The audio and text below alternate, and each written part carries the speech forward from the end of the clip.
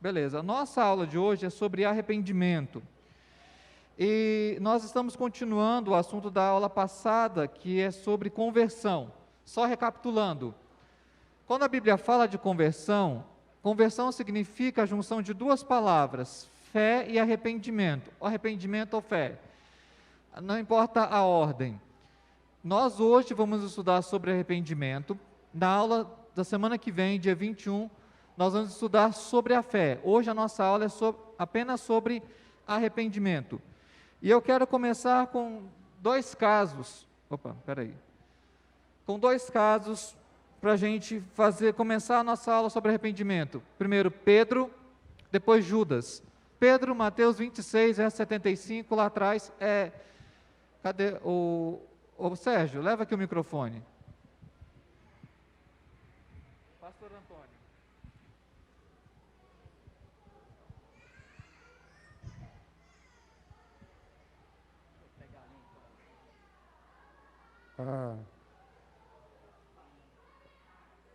Mateus, então Pedro se lembrou das palavras que Jesus tinha dito: antes que o galo cante, você me negará 3 vezes. E saindo dali, chorou amargamente. Ótimo. Esse texto fala do momento imediatamente após Pedro negar a Cristo. Negou a Cristo 3 vezes. Cristo já tinha falado: após você me negar 3 vezes, o galo vai cantar. E após isso, quando o galo cantou, Pedro se lembrou das palavras de Cristo e chorou amargamente. Tem um outro evangelho que diz o seguinte: que quando Pedro tinha acabado de negar a Cristo, não dava para ver aqui na pintura não, mas quando Pedro tinha acabado de negar a Cristo, Cristo fita os olhos em Pedro e vê um arrependimento profundo. E veja bem, a Bíblia ela usa palavras fortes. Ele chorou amargamente. Não sei se você tem ideia de um judeu, homem, chorar amargamente, assim, literalmente de soluçar, é uma coisa muito forte. Então, a Bíblia sempre descreve a ação de Pedro como um verdadeiro arrependimento. Tanto é...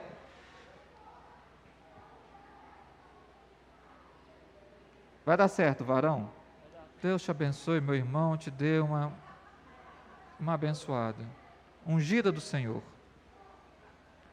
A igreja diz amém? O que está feito aqui na terra está confirmado no céu, hein, Marcelo? Aguarda a benção aí. Brincadeira. O arrependimento de Pedro, ele foi verdadeiro, ele foi genuíno, porque foi fruto de um coração transformado, e que conscientizado e convicto do pecado que tinha feito. Mas a Bíblia fala também de um outro que era também chamado discípulo de Cristo, Judas. Mateus 27, 3-5, aqui na frente com a Bianca. O bom de quem fica com o microfone aqui é que já faz o exercício, já faz o treino de domingo, já está pago, não precisa ir para a academia.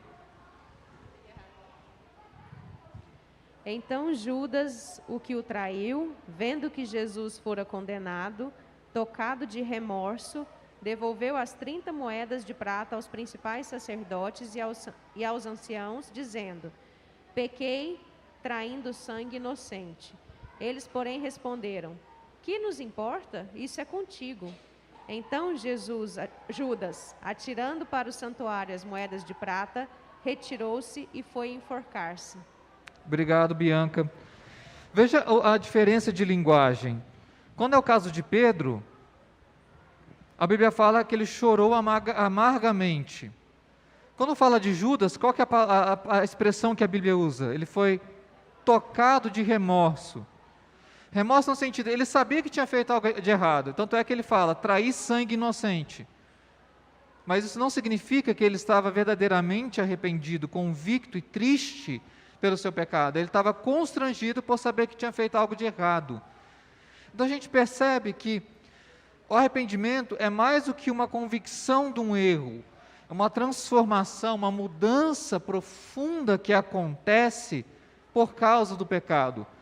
E mais, é possível alguém ser tocado de remorso, ter certeza que fez algo errado e não se arrepender. Esse foi o caso de Judas.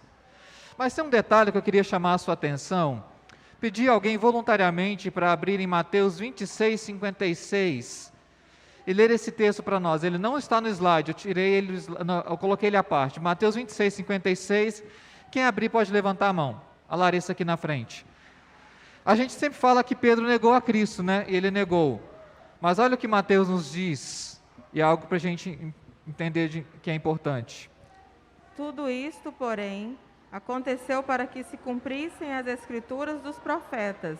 Então, os discípulos todos, deixando-o, fugiram. De fato, Pedro foi aquele que verbalmente negou a Cristo 3 vezes. Mas Mateus nos dá um detalhe que a gente não pode deixar passar despercebido. Todos os discípulos fugiram. Embora Pedro foi aquele que a Bíblia fala que se arrependeu, todos os discípulos de alguma maneira negaram a Cristo também. Não de forma verbal, mas quando eles fogem, eles de alguma maneira estão negando a Cristo, sendo que eles tinham prometido ficar com ele até o final. É só para a gente fazer justiça, porque a gente sempre fala muito de Pedro negou a Cristo, mas a gente esquece que os outros 10 discípulos partiram, foram embora, quando a coisa estourou. Então, de forma mais clara, os outros 10 também negaram. Pedro, ele nega verbalmente, porque ele era aquele que falava mais, né? E aqui, meu irmão, consolo para você que, a ver assim, nossa, mas eu tenho pavio curto, eu falo muito. Pedro era aquele que falava muito. Falava coisas boas e falava coisas erradas. Por isso ele aparece mais. Mas, ao mesmo tempo, ele, que é aquele que sempre se colocava como porta-voz dos discípulos, também foi usado como coluna da igreja.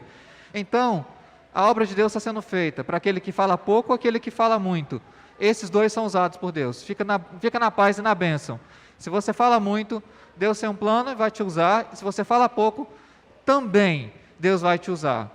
Teve discípulo que não falava nada, mas saiu correndo, depois se arrependeu. Pedro, que falava muito, também se arrependeu. E aqui nós vamos continuar para entender algo importante. Passa aí para mim que o controle aqui...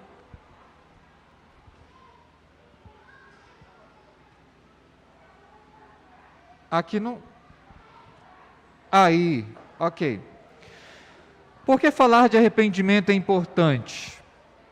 Primeiro, porque é parte da mensagem inicial de Cristo e João Batista e Cristo. Sim, Paula, aqui na frente. Microfone aqui. Vai, Marcelo, isso.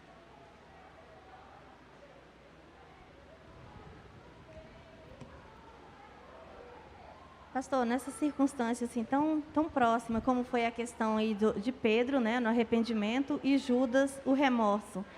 Como separar essas duas coisas assim, no calor da hora, digamos assim? O que seria arrependimento e o que seria o remorso? Ok, no calor da hora é difícil separar, porque ambos têm uma reação muito emotiva, né, ou uma reação em relação ao que está no coração. Pedro chora amargamente, Judas joga as moedas de prata ao santuário. Olhando externamente, você falaria, nossa, Judas se arrependeu também. Ele não quis nem o dinheiro.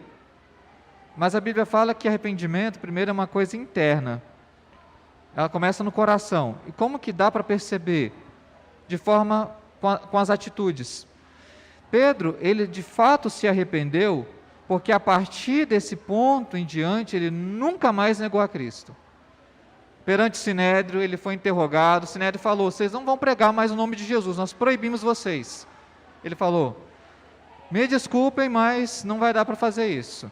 Importa obedecer a Deus, mais a Deus do que aos homens. Judas, embora ele fosse tocado de remorso, não significava uma transformação interna do seu coração. Porque a gente, às vezes, pode olhar o arrependimento apenas de forma muito superficial, mas a Bíblia fala que ele é uma mudança de atitude que é baseada na mudança das motivações e intenções do coração. E a gente vai chegar nisso. Então, essa é a grande diferença.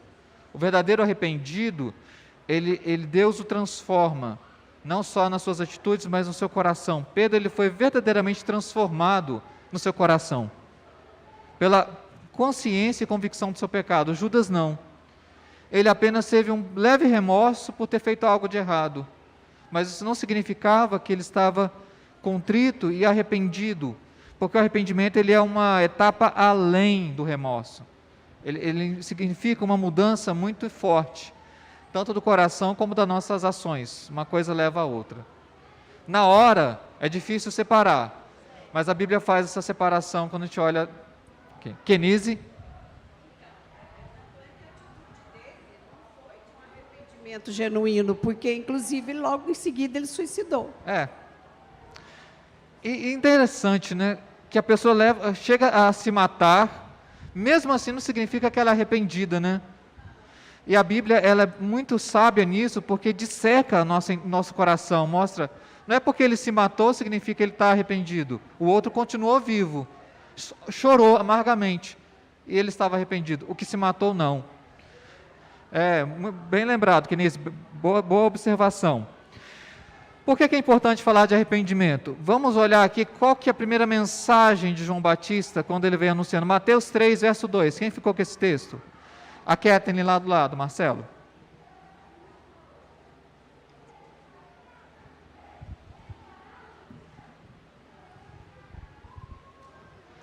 Quem estiver nos assistindo pela internet, levanta a mão, Kathleen. Aqui, ó. Quem estiver assistindo pela internet pode fazer pergunta nos comentários do vídeo, que o Caio ou o Dinho passam para a gente. Vai lá, Kathleen, Mateus 3, verso 2. Mateus 3, verso 2. Arrependei-vos, porque está próximo o reino dos céus. Veja bem, é uma mensagem aparentemente curta, né? Mas ela é poderosa. Primeiro, qual que é a mensagem de João Batista de Cristo inicial? O que é necessário para aqueles que querem seguir e fazer parte do reino? Arrependimento. Ninguém entra no reino por ser filho de alguém, ninguém entra no reino por causa das suas posses, ninguém entra no reino pelas suas próprias obras. O único meio de entrada no reino é pela conversão, que inclui o arrependimento.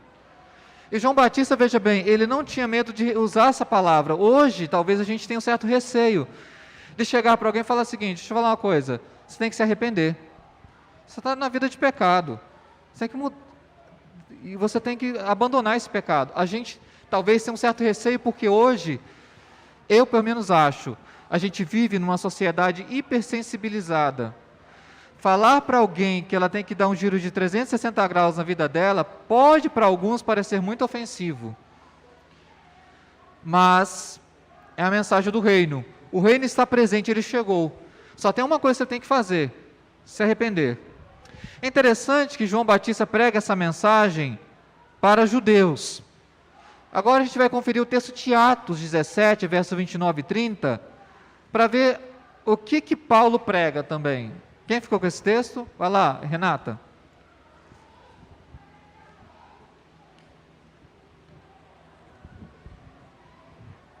Atos 17, 29 e 30.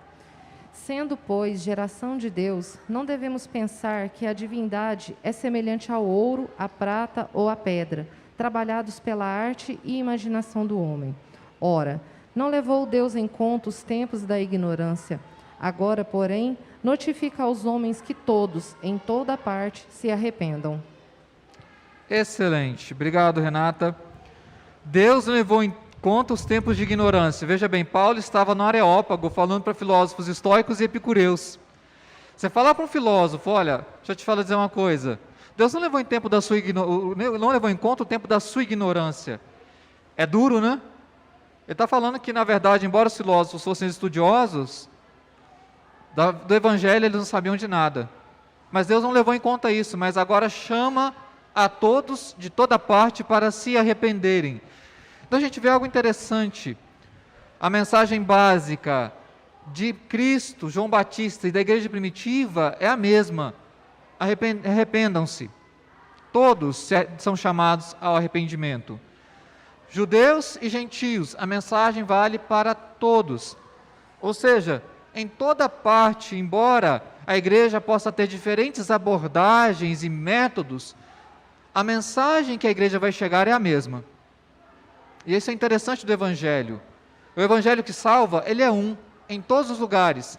Você pode mudar a abordagem, o método, a aproximação, mas vai chegar num ponto que, seja lá no Japão, no Mídia, seja no Cazaquistão, na Bulgária, no Brasil, um cristão que quer falar do Evangelho vai ter que chegar no ponto de dizer: arrependa-se. Arrependa-se. porque é a mensagem básica da igreja.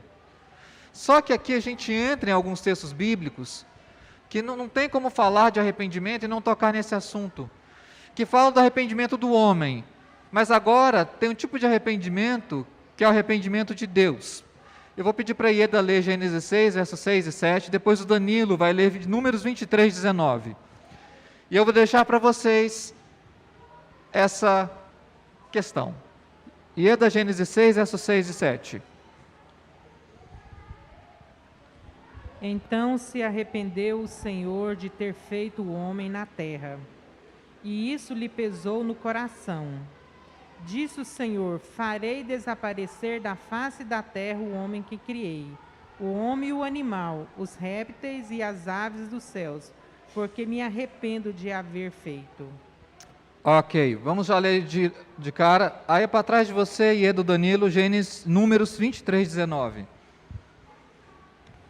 Deus não é homem para que minta, nem filho de homem para que se arrependa. Porventura, tendo ele prometido, não fará? Ou tendo falado, não cumprirá? Ok. Acharam alguma coisa estranha? Eu deixo para vocês.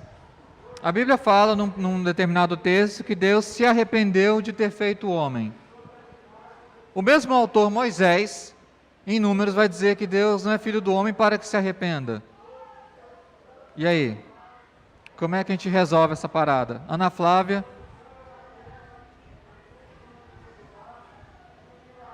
Nesse caso, pastor, eu acho assim que Deus não se arrepende das suas promessas. Ter feito o homem, ele não foi uma promessa que ele fez. Ele se arrependeu de algo da sua criação. Ok, estamos caminhando. Você colocou algo importante.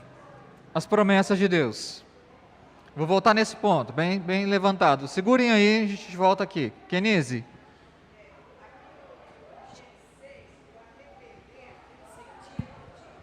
Que Deus ficou entristecido com a maldade do homem. É nesse sentido, é diferente do outro. Ótimo, turma boa essa aqui, hein? Obrigado, Kenise. Você tinha que ter vindo nessa aula mesmo, Kenise. Duas coisas. Quando a Bíblia fala que Deus se arrependeu de ter feito o homem, é porque a língua hebraica é diferente da nossa. O português ele tem muitas palavras. É uma língua riquíssima em palavras. Só que o hebraico é uma língua que tem um vocabulário muito reduzido, 3 vezes menor do que o português. Ou seja, você tem menos palavras para expressar mais coisas. E a palavra hebraica, para arrependimento, ela expressa coisas diferentes. Em Gênesis 6, como a Kenise levantou, o sentido de arrependimento é o sentido de Deus ficou profundamente entristecido, por causa da corrupção do homem. Já Números 23, 19, tem a ver com arrependimento quanto a uma palavra empenhada, uma promessa feita. Nesse sentido, Deus jamais se arrepende, ou seja, Ele jamais volta atrás na sua palavra, Ele sempre mantém aquilo que Ele promete. Nesse sentido é que Ele não se arrepende. Mas pode pensar, pastor, mas isso ainda não resolve todo o problema. Por que existe esse tipo de linguagem na Bíblia? Porque a Bíblia, ela usa uma linguagem para Deus adaptar o conhecimento dele à nossa capacidade, à nossa condição de compreendê-lo. E a Bíblia usa uma linguagem que está disponível, acessível. Para nós pode parecer estranho a Bíblia falar que Deus se arrepende, mas é a palavra disponível para expressar algo do coração de Deus, do sentimento, da ação de Deus para com o homem. Então, a linguagem que a Bíblia tem para expressar assim: Deus ficou profundamente triste a ponto de dizer, Ele se arrependeu. Não é que Ele voltou atrás, mas a sua tristeza foi tão grande que a palavra usada é para expressar exatamente a profundidade desse entristecimento. Ieda, depois Pavas. Pastor, eu queria ver essa ligação aí, haver feito na terra. Poderia ter falado só arrepende de ter feito o homem. porque já está subentendido que é na terra, e ele expressou na terra. Isso está no original, que é na terra. E outra coisa, ele não fala, a gente sempre fala só do homem, né? Mas ele fala das aves do céu e dos répteis também. Parece que está incluindo toda a criação. Pela destruição que já estava na terra, pela quantidade de destruição da terra e também da questão do pecado envolvendo toda a natureza? Ok. Ieda, deixa eu ver aqui. Pastor, só acrescentando aqui o que a nossa irmã colocou. Vai com calma, por favor, aqui. Vai lá, vamos. No verso 11 fala que a terra estava corrompida à vista de Deus. Então, é só complementar na questão da criação. Então, o texto parece que... Vou tentar aproximar. Que Deus ficou triste com o que ele viu, com o desdobramento do pecado em toda a sua criação. Seria isso? Ok. Primeiro, Ieda, a primeira questão, a palavra terra aparece no hebraico mesmo. Conferir aqui, Eretz. Ela está no hebraico. Então, esse é feito homem na terra. Mas vejam bem, a questão de terra aí inclui todo o cosmo, toda a criação. A questão do entristecimento em relação também à criação é porque com o pecado de Adão, a criação foi arrastada para a corrupção. O cosmos, o universo, ele foi afetado. Houve uma conturbação cósmica, ou seja, não foi apenas o homem que pecou, se afastou de Deus, foi tirado da presença dele, mas a própria criação, ela sofre as consequências do pecado. Nós não vamos ler isso, quem quiser depois, pode ler Romanos 8, a partir do verso 18. Paulo diz o seguinte, que a criação geme e suporta até agora o cativeiro da corrupção, aguardando a minha e a sua revelação. É como se por causa do pecado, a criação ela estivesse agora presa em cadeias, em algemas. E ela está esperando até que eu e você sejamos transformados para que a criação também seja libertada desse cativeiro. Então, toda a ordem cósmica foi afetada pelo pecado. E só para você ter uma ideia, quem já fez esse exercício, capinar um lote que está largado com mata há muito tempo, você lembra de Adão na hora. Fala, filho de Deus, por que você foi pecar? É mato, é carrapicho, é um tanto de coisa. E você fala assim, bem que a Bíblia fala, né, que cardos e abrolhos seriam produzidos por causa do pecado. Basta capinar um lote baldio que você percebe como a criação ela foi afetada pelo pecado. Ou seja, a relação do homem com os animais também foi afetada. Há uma relação de inimizade, de ferocidade, de agressividade. E, por exemplo, tem um filme... Qual que é o nome do filme? Não sei se não é Moby Dick, é o filme que conta a história por trás da ficção Moby Dick. Depois me perguntem o nome do filme. Fala sobre a caça às baleias. Aquilo era terrível. Eu nunca tinha parado para pensar como que as baleias eram mortas. O filme mostra aí, depois me procura a indicação para você ver. Ou seja, a criação ela foi afetada. Tá? Então, Ieda, tem a ver com isso, o desdobramento do pecado em termos cósmicos, Fernanda. E a redenção também, ela tem um efeito cósmico, que não só eu e você seremos transformados, mas todo o cosmos, todo o universo passará também por essa transformação. Bianca, aqui na frente. Aqui, ó. Aqui não, Pavas primeiro. Desculpa, Pavas, verdade.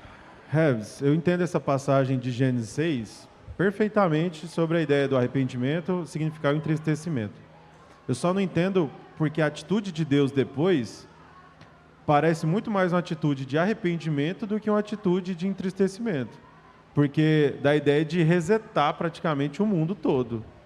Dá a ideia de achou graça em Noé, mas aí, lendo o texto, parece dar a impressão de que se ele não tivesse achado graça em Noé, não existiria mais nada vivo, sabe? Parece que dá a ideia de realmente, assim, me arrependi. Só que aí temos um problema, que se Deus se arrepende, quer dizer que ele fez algo errado. Temos um grande problema, enorme problema.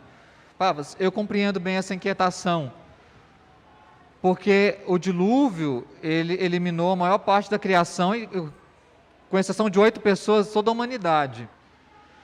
Só que a gente não pode falar assim que ele se arrependeu em termos radicais e literais por causa da aliança.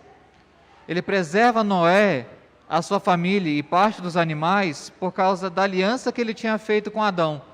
O homem tinha quebrado a aliança, Deus não. E para se manter fiel ao pacto, ele fala, mesmo que toda a humanidade, quase toda, seja condenada, um remanescente vai ficar. E esse é Noé.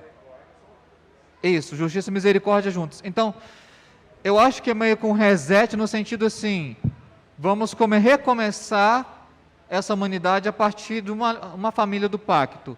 Então, para mim, o elemento que, vamos dizer assim, segura a coisa ali é o pacto.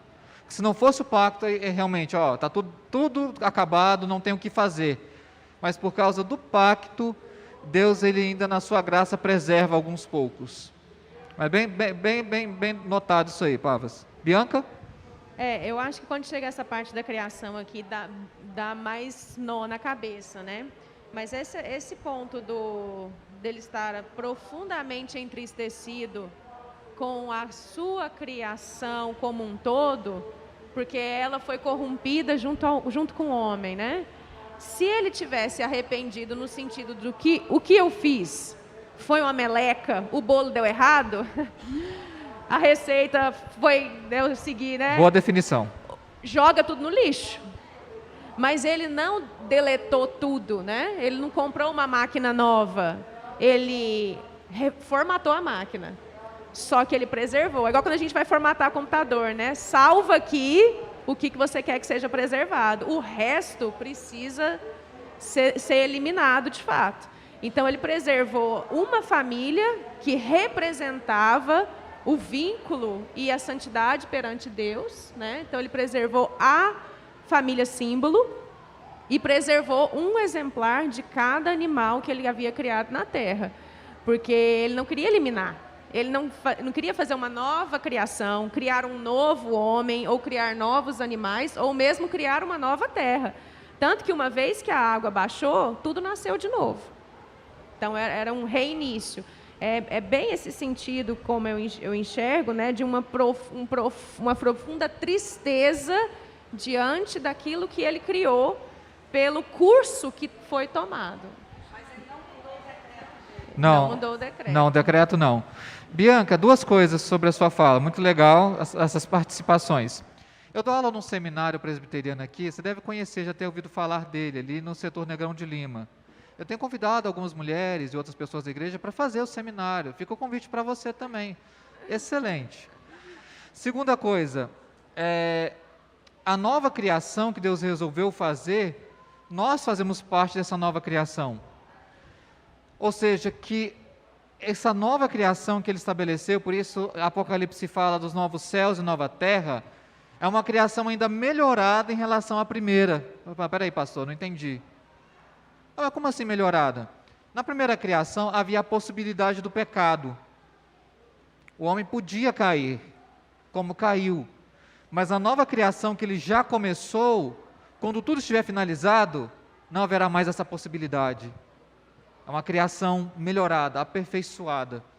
Então, a própria obra de redenção, ela é essa reformatação que Deus faz, mas melhorando em relação ao sistema operacional anterior. É um melhoramento.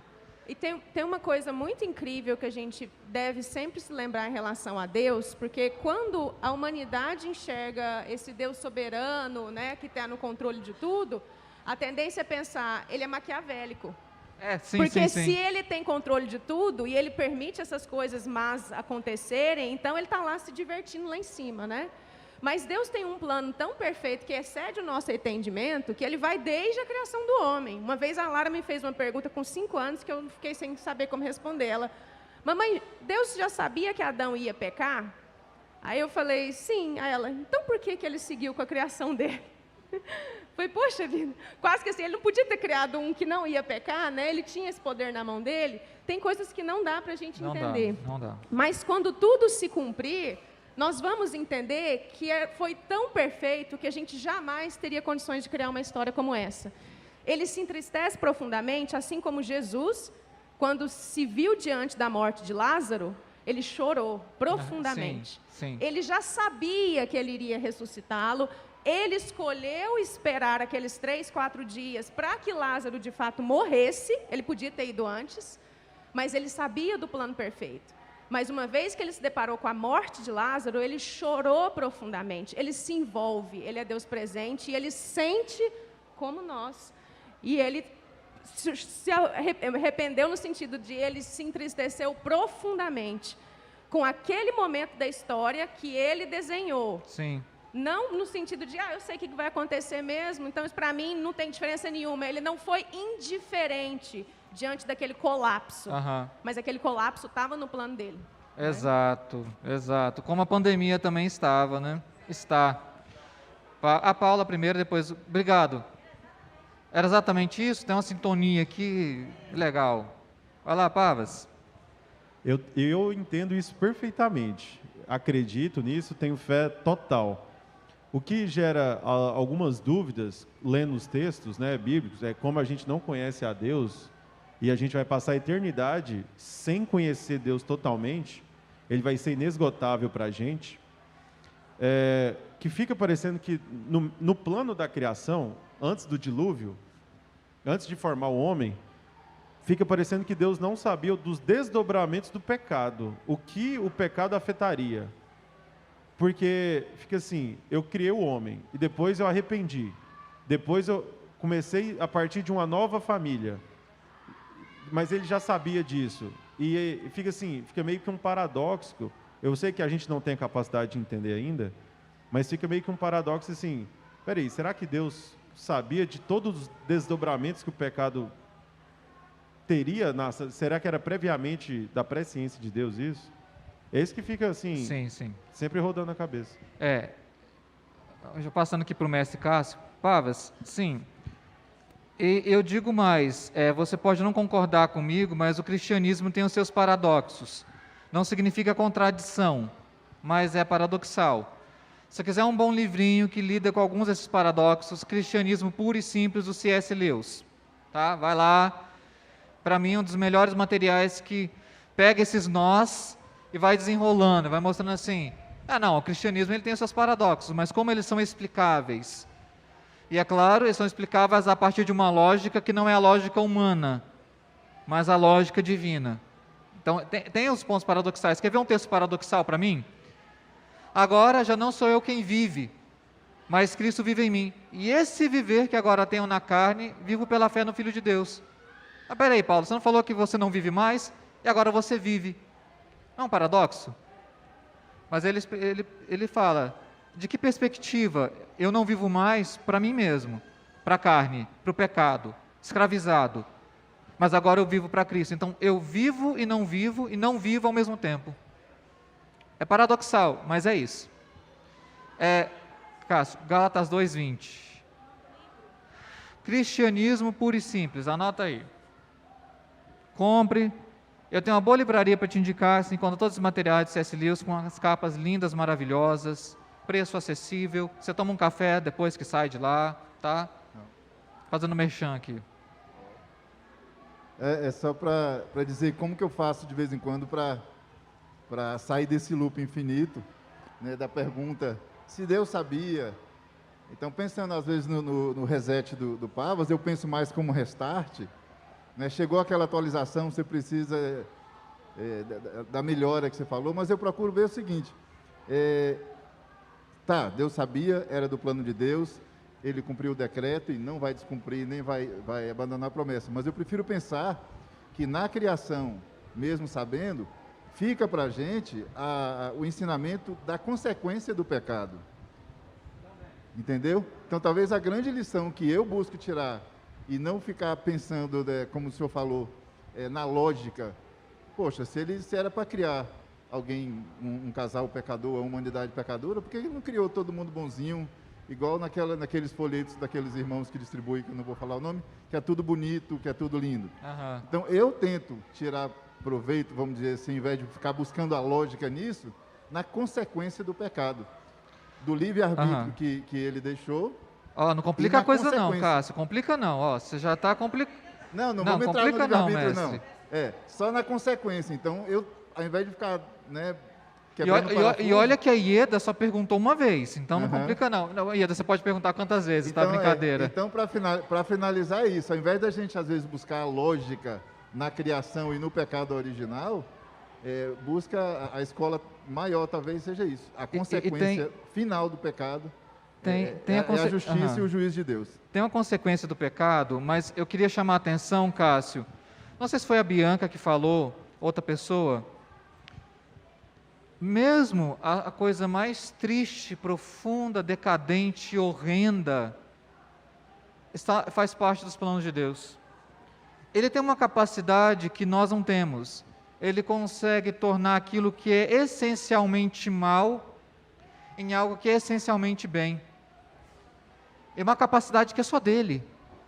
Então, por exemplo, Deus, veja bem, olha a sabedoria infinita do nosso Deus. Ele tornou um incesto entre o sogro e a nora na linhagem da ascendência de Cristo. Judá e Tamar, você fica assim, de onde que Deus ele tira e consegue tornar o mal em bem? Então, mesmo o pecado estando nos planos de Deus, ele já tinha propósito com isso. Ele já tinha. É claro, isso não torna ele um Deus sádico. Eu lido com ateus, com não cristãos. Eles têm essa visão de Deus, de Deus sádico, que tem prazer no sofrimento, que tem prazer no pecado. Não é isso. Ele consegue usar aquilo que é essencialmente mal e tornar em algo essencialmente bom. É da capacidade dele, só ele consegue fazer isso por excelência. Kenise, depois a Ieda, Andressa. Irmãos, todas essas colocações aqui, né, nos fortalecem. Mas uma coisa um versículo bíblico lá de Deuteronômio que me aquieta e que eu não fico alienada, mas eu fico satisfeita com a resposta que o próprio Moisés dá, é em Deuteronômio 29, 29. Leia para nós. As coisas encobertas pertencem ao Senhor, nosso Deus, porém as reveladas nos pertencem, a nós e a nossos filhos. Para quê? Para sempre, para que cumpramos todas as palavras desta lei. Então, é um versículo que nos aquieta e que acalma o nosso coração, né, no sentido de confiarmos nas promessas, nos decretos e na misericórdia de nosso Deus. Sim. Que o que for propósito dele nos revelar, vai ser revelado. O que não for, como foi revelado em Jesus Cristo. Mas o que não foi, não é da nossa capacidade humana de criaturas de Deus ficarmos, né, ansiosos de discutirmos. Eu penso mais ou menos assim, pastor. Sim, é um caminho bom. Calvino, ele tinha uma expressão muito bonita, ele falava assim, da providência secreta de Deus. Que Deus intencionalmente ele oculta parte de suas ações para nos incitar a confiar e depender dele. É muito legal isso. Obrigado, Kenise. Ieda, depois Andressa.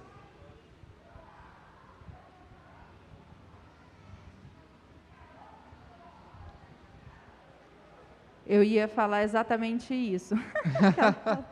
Eu não ia trazer aqui, a passagem, porque eu não sei de qual, mas quando entra nessas questões que costumam gerar, né, esse paradoxo, na minha cabeça, é o principal momento que nos difere de Deus, assim, de não ter a capacidade de ter a resposta de todas as coisas, né? Sim. Então, vai ter coisa que, igual a pergunta que eu te fiz no domingo passado, não vai ter resposta mesmo. Não vai ter. E é para não ter mesmo, porque se tivesse para todas as coisas, a gente estava se nivelando a ele, né? E é isso. E sabe que eu acho isso interessante, porque sempre mostra a nossa limitação. Por exemplo, em termos literários, quem gosta das obras de Machado de Assis, Capitu traiu ou não traiu? Nunca vamos saber. Nunca vamos saber.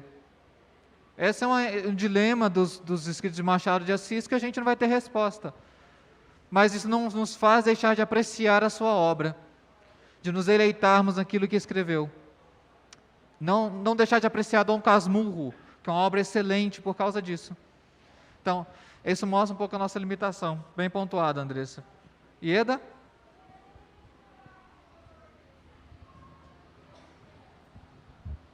Lá em Gênesis, quando Deus criou o homem, ele falou, façamos o homem à nossa imagem conforme a nossa semelhança, né? Então a gente vê na Bíblia toda que Deus ele é dotado de emoções. Sim, sim. Tanto de tristeza, ele tem texto que fala que ele ri. Sabe, é engraçado, até a gente vê isso, né? Deus rindo de alguma coisa. Então, como nós temos emoções e fomos criados à imagem e semelhança dele, eu acho que quando fala disso, fala da questão interior também, dessa questão de emoções, de pensamentos e tudo. Aí eu vejo Deus se expressando com emoções na Bíblia inteira, né? Aí eu vi uma história uma vez de uma mãe, eu ouvi dela, né? Fala assim, nossa, meu filho me dá tanto trabalho, mas se fosse para mim escolher ter ele de novo, eu teria. Entendeu?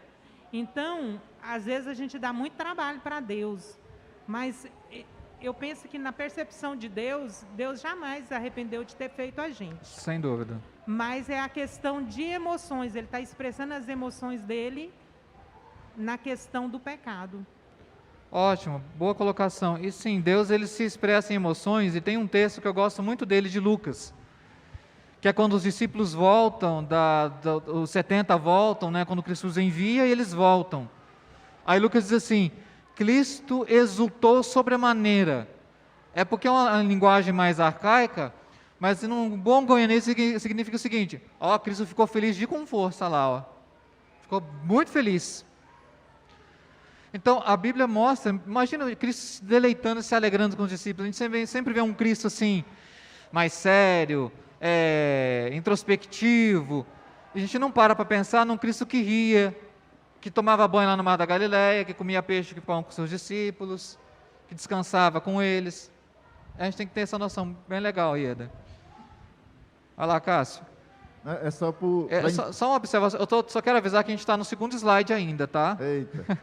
Então, ainda bem que não é uma pergunta, é só uma dica.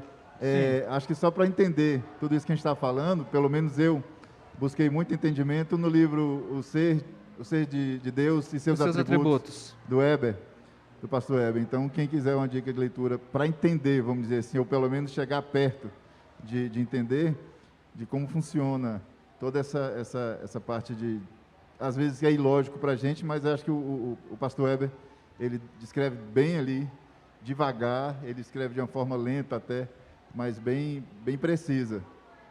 E para quem busca entendimento, fica a dica. Temos ele aqui, quem quiser o livro. Opa! Vamos lá, aqui. Olha que interessante essa frase do John Murray. Eu achei fantástica o jogo de palavras que ele fez. Olha só.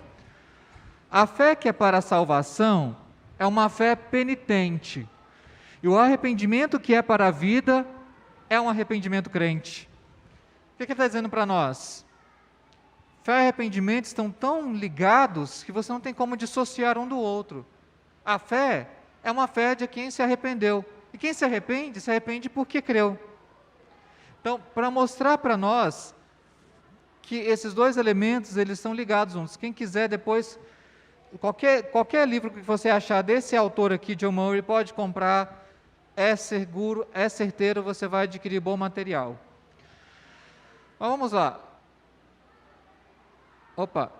O que então é arrependimento, para a gente caminhar? O arrependimento, ele envolve duas coisas. Primeiro, é uma mudança do caminho errado para o caminho correto, isso não temos como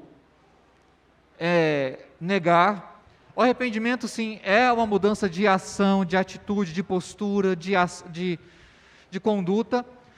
Só que se a gente ficar só na mudança de conduta, a gente pode cair num erro muito grave e muito sutil também, de olhar apenas as ações sem ver algo que é mais profundo, que é a mudança do coração. O arrependimento não é apenas a mudança de atitude, mas é uma mudança das motivações e da nossa intenção. Porque Deus não vê apenas o que eu e você fazemos. Ele olha por que nós fazemos. Porque a gente pode ter a atitude mais religiosa, aparentemente pura possível, com a pior das intenções. Já parou para perceber o ser humano com essa capacidade? Ele consegue ter as atitudes mais aparentemente religiosas com a pior das motivações. Quem quiser uma dica de filme, é antigo, mas vale a pena. Quem nunca assistiu, assista. Se você achar o DVD, compre. É relíquia, raridade. Um Sonho de Liberdade. Quem já assistiu esse filme que levanta a mão? É o seu filme favorito? Está no meu top 5. É um dos meus também. O diretor do presídio é um cara que conhece profundamente a Bíblia, cita textos bíblicos. Só que ele faz com a pior das motivações, pior das intenções. E o filme mostra isso. Eu acho essa sacada do filme fabulosa. E eu não vou dar o spoiler para quem não assistiu. Uma das cenas finais do filme vale muito a pena. É um diretor fantástico. Quem era para fazer o filme, não sei se vocês sabiam, é o Tom Hanks, mas ele não pôde fazer porque ele fez A Espera de um Milagre. E o cara que fez esse filme, ele mandou muito bem. O Morgan Freeman é a atuação fabulosa. Assista. Mostra exatamente isso. Que arrependimento não é arrependimento apenas das ações, mas tem a ver com aquilo que vai dentro do nosso coração, as intenções e motivações. E é disso, quando a Bíblia fala de conversão, ela está falando desse aspecto duplo. E eu quero encerrar então com um texto que é maravilhoso, belíssimo, Joel 2, 12 e 13. Ana Flávia. Se puder projetar aí, Dinho, é um texto que vale a pena.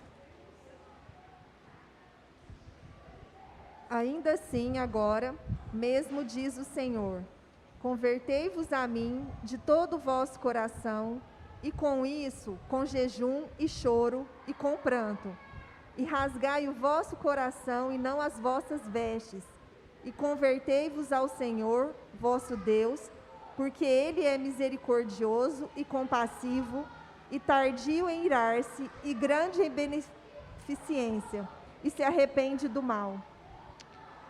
Esse texto é maravilhoso, a gente daria para dar uma aula só sobre ele. Convertei-vos de todo o vosso coração. Não rasguem as vossas vestes. Vocês precisam rasgar algo primeiro, é o coração de vocês. E venham para mim, porque eu sou tardio para irar. Ou seja, Deus, é como Deus falando, eu protelo a minha ira, eu deixo ela para depois, por causa da minha misericórdia. E uma coisa aqui para mim e para você, é isso que eu e você temos que experimentar quase todos os dias. Quando eu e você pecamos diariamente contra o nosso Deus. Não nas nossas ações, mas também no nosso coração. Porque julgar é um pecado do coração, oculto de todos, menos de Deus, menos oculto. Todos ninguém vê, exceto Deus. A maldade do nosso coração, ela é imperceptível aos olhos humanos, mas ela é visível aos olhos do Senhor.